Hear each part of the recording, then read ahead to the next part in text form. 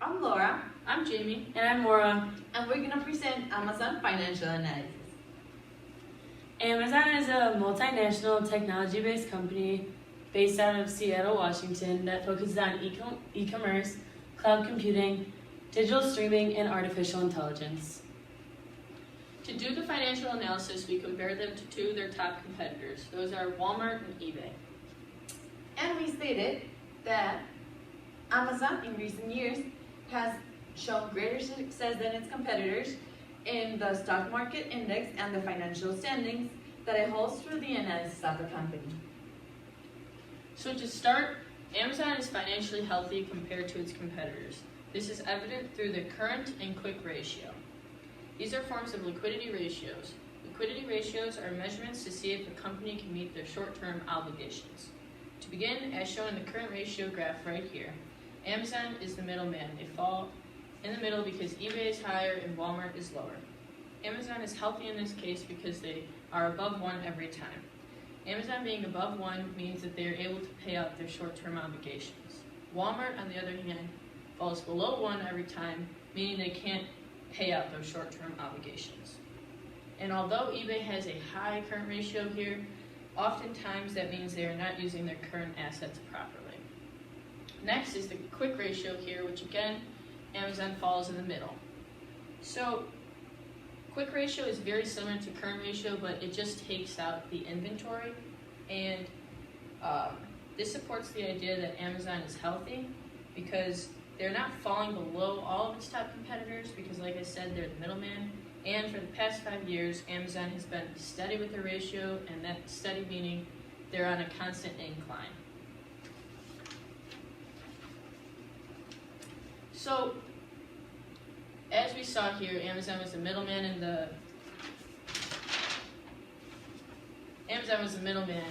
that's because they're very reliant on their inventory. And them being reliant on their inventory can be seen as not so much of an issue because they have a high inventory turnover ratio. Inventory turnover ratio means how many times they're able to turn over the ratio and sell it. And overall inventory is a huge piece to Amazon's success. A widely used profitability measure for a firm is profit margin. Profit margin for Amazon is lower than all of its competitors, which may seem like a whoa, why so? But they're on a constant incline, which means in recent years they've been doing better and had more success. The increase shows that the future is bright. Overall, Amazon is healthy due to the strength of the different ratios being calculated as shown, while being compared to their competitors. The company market stock price analysis is found by researching and analyzing the stocks and shares of a company. The 5-year analysis began on the last day of the stock market when it was open in 2014 to the last day of the stock market in 2018. Amazon, eBay, and Walmart were all compared to one another as well as the S&P 500.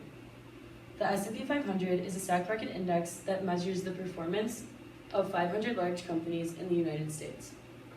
The way the stock prices move are good identifiers of a company in the aspect of prospective investors to show interest. Amazon, for example, is a good identifier because of the stocks that the investors would see. As you can see, the incline, it goes up incredibly, and the S&P 500 is the yellow, so that would be the average, where Walmart and eBay are below average at a constant rate, but aren't inclining or declining at any rate. So they're very consistent, where that would spark interest to a lot of investors because they can stay consistent for a reasonable amount of years. The average rate of return further evaluates the growth between periods and stock prices over the 5 years. The annual average rate of return is used to help evaluate investment growth and changes in the company's revenue. Online retailers in general will typically have a higher rate of return. Walmart used to have extremely high rates of returns, but that's when they were not being compared to the online competitors. Walmart used to have these returns mainly because they dominated the market. Since online retailers like Amazon and eBay have grown, Walmart has been unable to consistently have high rates of return.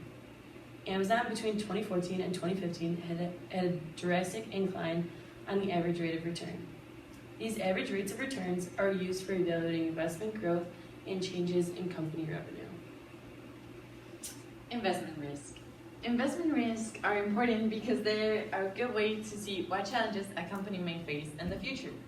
We identified both long-term risk and short-term risk. Three big long-term risks are: first, intense competition, especially because the area and the market in which Amazon is located is really competitive, because other companies might have greater resources, longer histories, more customers, and or greater brand recognition.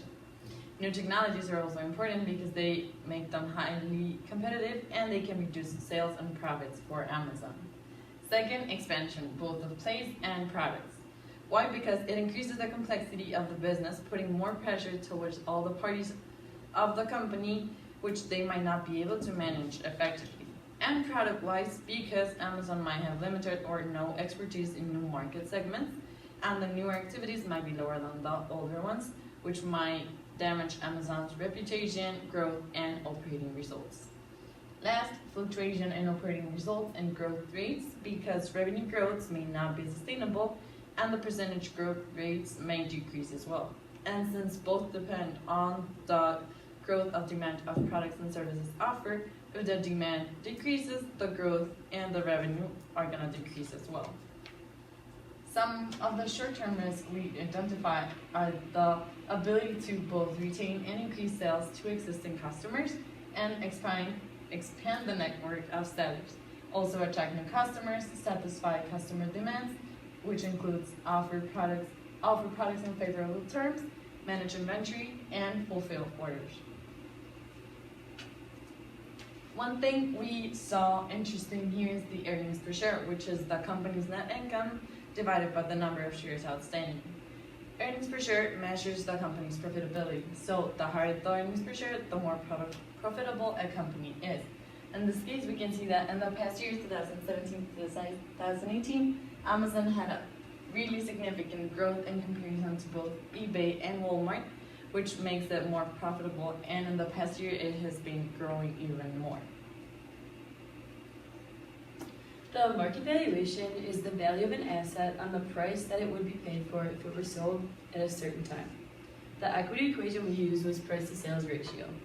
We used price to sales ratio because Amazon did not publicly provide their dividends.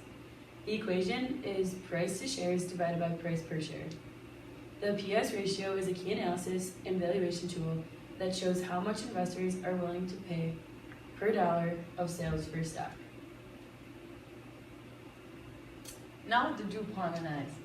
DuPont analysis helps a company understand where they're strong in the return on equity and where they need to improve.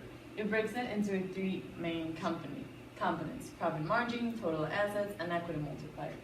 As we can see, for example, in this case for Amazon, both the profit margin and their total assets are pretty consistent. Even though one is increasing and the other one's decreasing, we can see that the equity multiplier is the one that's been decreasing the most significantly in the case for Amazon. In comparison to eBay, for example, which has a really good profit margin and was the one that was higher for both when comparing to Amazon and Walmart.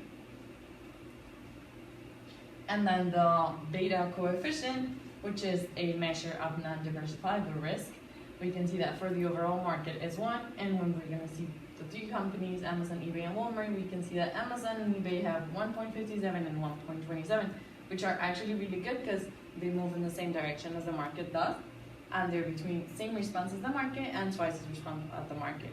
However, we thought it was really surprising how Walmart had a 0.41 when we were expecting it to be kind of like at the same level as both of the companies, and it's closer to unaffected by the market movement, which we thought it was really surprising.